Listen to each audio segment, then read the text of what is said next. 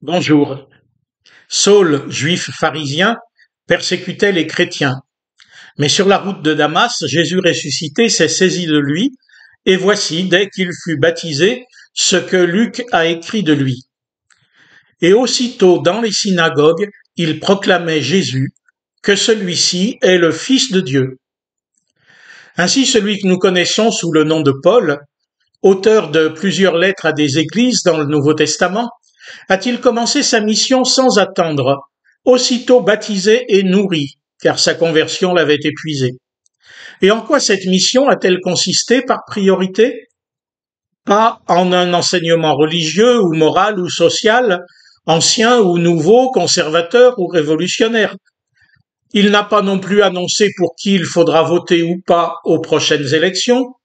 Il n'a pas même prêché l'arrêt des combats, ni ne s'est entremis pour ce faire, et je dois bien reconnaître qu'il ne s'est pas prononcé non plus sur l'âge du départ des salariés à la retraite.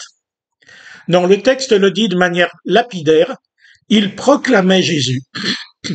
Dans la Bible, rien ne se passe jamais comme on s'y attendrait. N'y avait-il donc rien à dire qui soit plus urgent que cela? Rien qui soit plus populaire aussi? Car enfin, les gens veulent des réponses non pas à des questions métaphysiques, mais à leurs soucis du quotidien. Mais ça, ce n'est pas le service que rendra l'apôtre Paul. Il y aura d'autres gens pour le faire. Et puis dans l'Église chrétienne, comme dans le judaïsme, on s'occupe des pauvres, des petits, de tous ceux qui en ont besoin. On s'occupe les uns des autres, et c'est bien. Mais par-delà l'entraide fraternelle, comme par-delà la métaphysique, la théologie, la mystique, etc., Paul s'est précipité sur la seule chose, la seule activité chrétienne prioritaire parce que nécessaire à toutes les autres. Il proclamait Jésus. Et que proclamait-il à propos de Jésus? Pas sa vie ni ses discours, pas un quelconque enseignement auquel Paul n'avait pas assisté, mais Jésus lui-même, sa personne. D'habitude, on prêche ainsi la personne des puissants, suivez mon regard, mais pas la personne d'un mort. Mais comme il l'écrira lui-même aux chrétiens de Corinthe, je n'ai pas jugé bon de savoir autre chose parmi vous, sinon Jésus-Christ et Jésus-Christ crucifié. Paul proclamait donc Jésus, Jésus mort.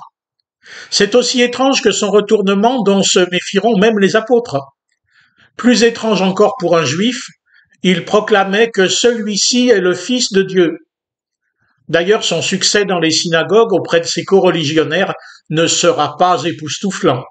Il devra déjà s'enfuir de Damas à cause d'eux.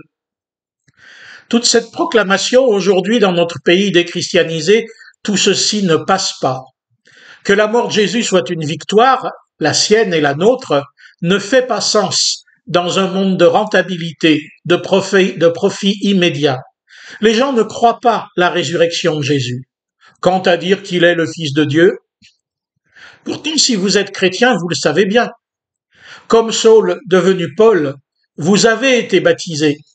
Pourquoi l'évangile, la bonne annonce, ne franchit-elle pas vos lèvres? Jésus n'est pas un prophète, et l'évangile n'est pas un enseignement à recevoir.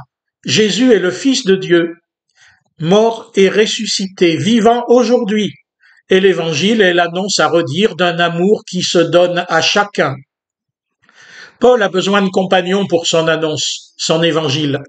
Il a besoin de compagnons qui, comme lui, ont rencontré Jésus et se sont laissés saisir par lui. J'entendis la voix du Seigneur disant « Qui enverrai-je et qui marchera pour nous ?» Je répondis « Me voici, envoie-moi. » Lève-toi, va à Ninive, la grande ville, et proclame-lui la proclamation dont moi je t'ai parlé.